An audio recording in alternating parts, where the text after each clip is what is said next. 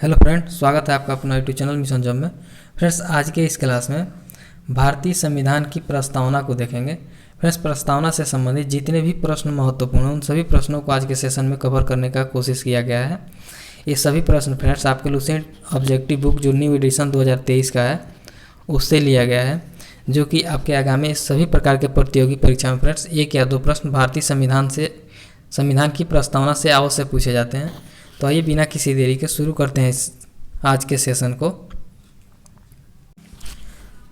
सबसे पहला क्वेश्चन है फ्रेंड्स, भारतीय संविधान के किस भाग को उसकी आत्मा की आख्या प्रदान की गई है। तो फ्रेंड्स, भारतीय संविधान की जो प्रस्तावना है उसे उसकी आत्मा कहा गया है। इसके बाद नेक्स्ट क्वेश्चन है, संविधान निर्माताओं ने किस पर विशेष ध्यान दिया था। तो फ्रेंड्स, जो संविधान निर्माता थे वो प्रस्तावना पर विशेष ध्यान दिए थे। ऑप्शन ए इसका राइट आंसर हो जाएगा। नेक्स्ट क्वेश्चन है, भारत में जनप्रिय संप्रभुता है क्योंकि भारत के संविधान की प्रस्तावना शुरू होती है इन शब्दों से। तो फ्रेंड्स, जो भारत की प्रस्तावना है वह शुरू होती है हम भारत के लोग से। ऑप्शन डी इसका राइट आंसर हो जाएगा। नेक्स्ट क्वेश्चन है, भारत को गणतंत्र क्यों कहा जाता है। तो फ्रेंड्स, भारत को गणतंत्र इसलिए कहा जाता है क्योंकि यहाँ राज्य का प्रमुख निर्धारित अवधि के लिए निर्वाचित होता है। ऑप्शन डी इसका राइट आंसर हो जाएगा। नेक्स्ट क्वेश्चन है, भारत एक है। तो फ्रेंड्स, जो भारत है यह एक धर्मनिरपेक्ष राष्ट्र है। ऑप्शन ए इसका राइट आंसर हो जाएगा।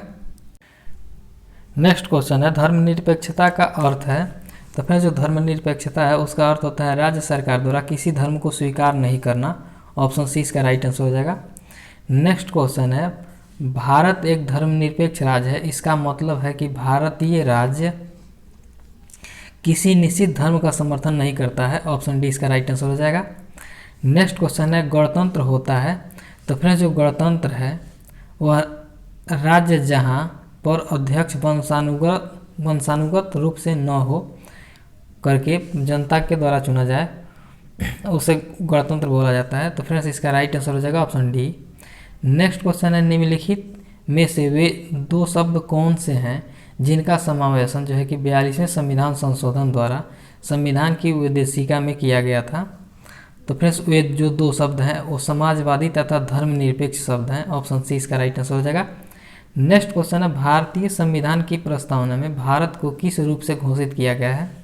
तो फ्रेंड्स, भारतीय संविधान की प्रस्तावना में भारत को जो है कि एक प्रभुत्व संपन्न समाजवादी धर्मनिरपेक्ष तथा प्रजातांत्रिक गणराज्य के रूप में घोषित किया गया है। ऑप्शन सी इसका राइट आंसर हो जाएगा। इसके बाद नेक्स्ट क्वेश्चन है, भारत एक गणतंत्र है, इसका अर्थ है। तो फ्रेंड्स, भारत एक गणतंत्र है, इसका अर्थ है कि भारत में वंशानुगत जो कि शासन व्यवस्था नहीं है। ऑप्शन सी इसका राइट आंसर हो जाएगा। यूपी पीसीएस में पूछा गया प्रश्न है फ्रेंड। नेक्स्ट क्वेश्चन है, निम्नलिखित में से कौन सा शब्द भारत के संविधान की उद्देशिका में नहीं है। तो जो भारत के संविधान की उद्देशिका में नहीं है वो लोक कल्याण नहीं है, बाकी समाजवादी पंथ निरपेक्ष तथा प्रभुत्व संपन्न जो है कि उद्देशिका में है, लेकिन ये नहीं है। यह क्वेश्चन काफ़ी इंपॉर्टेंट है, याद कर लीजिएगा आप लोग इसे। नेक्स्ट क्वेश्चन है, कल्याणकारी राज्य का उद्देश्य क्या होता है। तो फ्रेंड्स, जो कल्याणकारी राज्य है उसका मुख्य उद्देश्य होता है कमजोर वर्गों के कल्याण का प्रबंधन करना। ऑप्शन बी इसका राइट आंसर हो जाएगा। नेक्स्ट क्वेश्चन है, भारत को एक गणराज्य मुख्य रूप से माना जाता है क्योंकि। तो भारत को एक गणराज्य मुख्य रूप से इसलिए माना जाता है कि राज्याध्यक्ष का चुनाव होता है। ऑप्शन ए इसका राइट आंसर हो जाएगा। नेक्स्ट क्वेश्चन है, भारतीय संविधान की प्रस्तावना के सिलसिले में निम्नलिखित में से कौन क्रम सही है। तो फ्रेंड्स, इस सिलसिले में जो है कि जो क्रम सही है वो है सार्वभौम सत्ता संपन्न समाजवादी धर्मनिरपेक्ष जनतावादी गणतंत्र। ऑप्शन डी इसका राइट आंसर हो जाएगा। इसके बाद नेक्स्ट क्वेश्चन है, संविधान की प्रस्तावना में प्रयुक्त शब्द सेल्युलर का अर्थ है। तो फ्रेंड्स, जो सेल्युलर शब्द है उसका मुख्य अर्थ होता है सभी नागरिकों को धर्म एवं उपासना की स्वतंत्रता। ऑप्शन ए इसका राइट आंसर हो जाएगा। नेक्स्ट क्वेश्चन है, शब्द धर्मनिरपेक्ष भारत के संविधान की प्रस्तावना में जोड़ा गया था, इसके विषय में निम्नलिखित कथनों में कौन सही है। तो फिर इसके विषय में जो सही कथन है वो यह है कि यह वर्ष 1976 में जोड़ा गया था। जो बिल्कुल सही है। इसके बाद है यह 44वें संविधान संशोधन के द्वारा जोड़ा गया था, जो गलत है। यह 42वें संविधान संशोधन के द्वारा जोड़ा गया था फ्रेंड्स, इसलिए इसका राइट आंसर होगा ऑप्शन बी। 1 और 3 दोनों सही हैं। इसके बाद नेक्स्ट क्वेश्चन है, भारतीय संविधान की प्रस्तावना में लिखित हम भारत के लोग से क्या अर्थ निकलता है। तो फ्रेंड्स इसे जो मुख्य अर्थ निकलता है वो यह निकलता है कि संविधान का निर्माण भारत की जनता के द्वारा हुआ है। ऑप्शन बी इसका राइट आंसर हो जाएगा। नेक्स्ट क्वेश्चन है, समाजवाद का अर्थ है। तो फ्रेंड्स जो समाजवाद है उसका अर्थ होता है सामाजिक न्याय। ऑप्शन सी इसका राइट आंसर हो जाएगा। इसके बाद नेक्स्ट क्वेश्चन है, 42वें संविधान संशोधन द्वारा प्रस्तावना में निम्नलिखित में से कौन सा शब्द जोड़ा गया। तो फ्रेंड्स उस समय जो शब्द जोड़ा गया था वो समाजवाद को जोड़ा गया था। ऑप्शन सी इसका राइट आंसर हो जाएगा। नेक्स्ट क्वेश्चन है, भारतीय संविधान की आत्मा किसे कहा जाता है। तो भारतीय संविधान की जो आत्मा कहा जाता है फ्रेंड्स वह प्रस्तावना को कहा जाता है। किसने कहा था प्रस्तावना को भारतीय संविधान की आत्मा। तो फ्रेंड्स ये डॉक्टर भीमराव अम्बेडकर के द्वारा कहा गया था।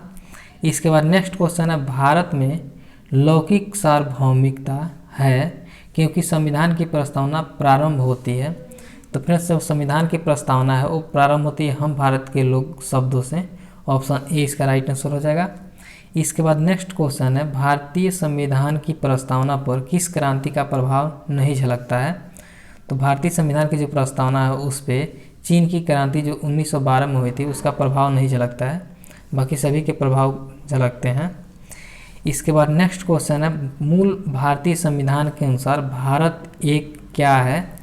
तो जो मूल भारतीय संविधान है उसके अनुसार भारत एक प्रभुत्व संपन्न लोकतंत्रात्मक गणराज्य है। ऑप्शन ए इसका राइट आंसर हो जाएगा। नेक्स्ट क्वेश्चन है, संविधान के अंतर्गत भारतीय लोकतंत्र के आदर्शों को हम कहाँ देख सकते हैं। तो इसके जो भारतीय लोकतंत्र के आदर्श हैं फ्रेंड्स उनको हम प्रस्तावना में देख सकते हैं। ऑप्शन बी इसका राइट आंसर हो जाएगा। नेक्स्ट क्वेश्चन है, 42वें संविधान संशोधन अधिनियम जो 1976 में आया था के द्वारा प्रस्तावना के किस शब्द को नहीं जोड़ा गया था। तो फ्रेंड्स उस समय जो भारत प्रस्तावना के शब्द को नहीं जोड़ा गया था वो गुट निरपेक्ष शब्द को नहीं जोड़ा गया था, बाकी धर्मनिरपेक्ष समाजवादी एकता और अखंडता शब्दों को जोड़ा गया था। काफ़ी इंपॉर्टेंट है, पूछता है कई बार ये 42वें संविधान संशोधन के द्वारा कौन कौन से शब्द प्रस्तावना में जोड़े गए थे, तो आप लोग इसे जरूर याद रखिएगा। नेक्स्ट क्वेश्चन है, भारतीय संविधान की प्रस्तावना के बारे में कौन सा कथन सही है। तो फ्रेंड्स भारतीय संविधान की प्रस्तावना के बारे में जो कथन सही है वह यह है कि उक्त शब्द 1976 में संशोधन द्वारा जोड़े गए। ऑप्शन बी इसका राइट आंसर हो जाएगा। नेक्स्ट क्वेश्चन है, भारतीय संविधान ने किस प्रकार के लोकतंत्र को अपनाया है। तो भारतीय जो संविधान है फ्रेंड्स वह लोकतांत्रिक गणतंत्र को अपनाया है। ऑप्शन डी इसका राइट आंसर हो जाएगा। इसके बाद नेक्स्ट क्वेश्चन है, भारतीय संविधान की प्रस्तावना में वर्णित लोकतंत्र को किस रूप में स्वीकारा गया है। तो फ्रेंड्स लोकतंत्र को जो स्वीकारा गया है वो राजनीतिक गणतंत्र, आर्थिक लोकतंत्र तथा सामाजिक राजतंत्र के रूप में सब स्वीकारा गया है, इसलिए इसका राइट आंसर हो जाएगा ऑप्शन डी। नेक्स्ट क्वेश्चन है, भारतीय संविधान की प्रस्तावना के अनुसार भारत के शासन की सर्वोच्च सत्ता किसमें निहित होती है। तो भारत की जो सर्वोच्च सत्ता है वो फ्रेंड्स जनता में निहित होती है। नेक्स्ट क्वेश्चन है, भारत की संप्रभुता एकता तथा अखंडता है को अक्षुण्ण बनाए रखने तथा उसकी रक्षा करने का प्रावधान किया गया है, किसमें किया गया। तो प्रस्तावना में किया गया, इसका राइट आंसर हो जाएगा ऑप्शन ए। नेक्स्ट क्वेश्चन है, भारतीय संविधान की प्रस्तावना में जिन आदर्श एवं उद्देश्यों की रूपरेखा दी गई है उनकी आगे व्याख्या की गई है। तो उनके आगे जो व्याख्या की गई है वो मूल अधिकार, राज्य के नीति निर्देशक सिद्धांतों एवं मूल कर्तव्यों में की गई है। ऑप्शन सी इसका राइट आंसर हो जाएगा। इसके बाद नेक्स्ट क्वेश्चन है, संविधान सभा में प्रस्तुत उद्देश्य प्रस्ताव में अभिव्यक्ति विचार को भारतीय संविधान के किस भाग में पूर्णतः शामिल किया गया है। तो फ्रेंड्स इसको शामिल किया गया प्रस्तावना में।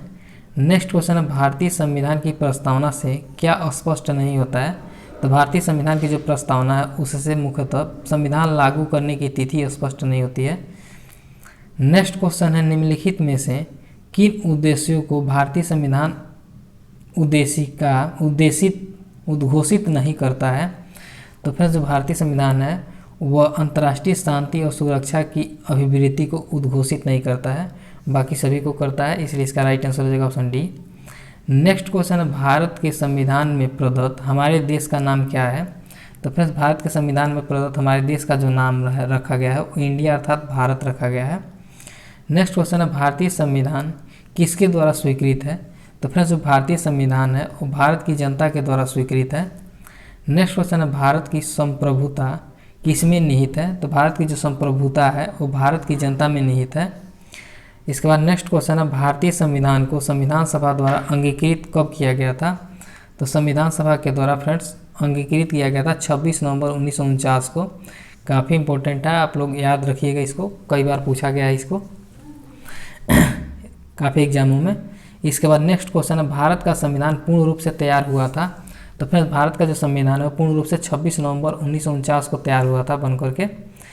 नेक्स्ट क्वेश्चन है, भारतीय संविधान कब अंगीकार किया गया था? तो भारतीय जो संविधान है वह 26 नवंबर 1949 को अंगीकार किया गया था। नेक्स्ट क्वेश्चन है, निम्नलिखित में से किस तिथि को भारतीय संविधान लागू किया गया था? तो भारतीय जो संविधान लागू हुआ था 26 जनवरी 1950 को लागू किया गया था, ये भी इम्पोर्टेंट है। नेक्स्ट क्वेश्चन है, किस वर्ष भारत एक प्रभुत्व संपन्न प्रजातांत्रिक गणराज्य बना? तो प्रभुत्व संपन्न जो प्रजातांत्रिक गणराज्य बना था वो 1950 में बना था, ऑप्शन डी इसका राइट आंसर हो जाएगा। नेक्स्ट क्वेश्चन है, संविधान के उद्देशिका यानी प्रस्तावना का संशोधन कितनी बार किया गया? तो फ्रेंड्स जो प्रस्तावना है उसका मुख्यतः संशोधन जो हुआ है वो एक बार हुआ है, ऑप्शन सी इसका राइट आंसर हो जाएगा। नेक्स्ट क्वेश्चन है, भारत के संविधान की प्रस्तावना में प्रथम संशोधन कब किया गया था? तो फ्रेंड्स इसका जो प्रथम संशोधन हुआ था वो 1976 ईस्वी में किया गया। नेक्स्ट क्वेश्चन है, निम्नलिखित में अवतरण है हम भारत के लोग, यानी पूरा प्रस्तावना दिया हुआ है फ्रेंड्स, दिया है हम भारत के लोग भारत को एक प्रभुत्व संपन्न समाजवादी पंथ निरपेक्ष लोकतांत्रिक गणराज्य बनाने के लिए तथा उसके समस्त नागरिकों को सामाजिक आर्थिक और राजनीतिक न्याय। पूछता है कि कितने प्रकार के न्याय? तो 3 प्रकार के न्याय, सामाजिक आर्थिक तथा राजनीतिक न्याय, विचार अभिव्यक्ति विश्वास धर्म एवं उपासना की स्वतंत्रता। अगर स्वतंत्रता पूछे तो फ्रेंड्स जो है कि 5 प्रकार के स्वतंत्रता का वर्णन किया गया है। प्रतिष्ठा और अवसर का समानता, यानी समानता की बात की जाए तो 2 प्रकार की समानता की बात हुआ है संविधान की प्रस्तावना में, प्राप्त करने के लिए तथा उन सब में व्यक्ति की गरिमा और राष्ट्र की एकता और अखंडता सुनिश्चित करने की वाली बंधुता बढ़ाने के लिए दृढ़ संकल्प होकर अपनी इस संविधान सभा में आज